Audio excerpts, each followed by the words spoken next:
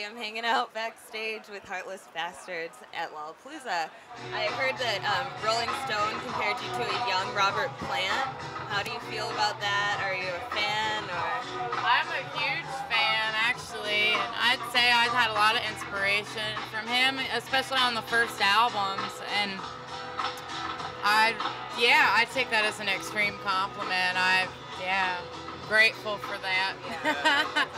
I certainly don't think I sound like him that much, but I definitely had some influence, and for sure, yeah.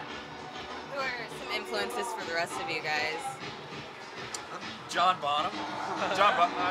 John Paul Jones. But I'd also, I studied jazz for a long time, so a lot of that, I'm sure, comes out of my playing, even though I'm not playing jazz. Yeah. And I've played a ton of bluegrass and old-time country music, and a lot of really weird sort of outside indie rock and lots of different styles of music. Yeah. I'm a big Stooges fan. As a guitar player, I'm influenced a lot by Mike Campbell, who's Tom Petty's guitar player, and James Honeyman Scott, who's the poor guy who died in The Pretenders, but he was amazing. So those are some of my favorite guitar players. And Mark's an engineer too. He's a really good engineer, so he's got a great ear for the way things sound. Yeah, textures, building things. So who are you guys? Are you guys going to be at the festival for the rest of the weekend, or is today it? We actually have to play in Indianapolis tomorrow. Right now we're on tour for a couple weeks with the Decemberists, which has been really great and we're really excited about. So we'll be leaving tomorrow to play in Indianapolis with them and do about 2 more weeks with them. Okay, so you guys worked with Mike McCarthy for your album The Mountain from Spoon.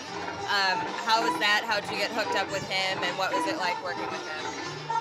Well, Mike is from Cincinnati, and somehow he heard of us. I think he heard of us on an NPR or something, and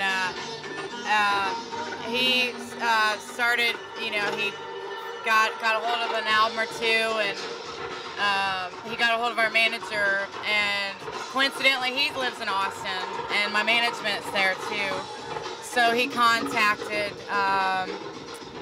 them about recording the band, and I'm a huge fan of Anyone Knows by the Trail of Dead, and like Spoon, and I just was completely flattered, and I've loved everything that he's done. So and he was really enthusiastic about it, so I knew immediately that I really wanted to work with him.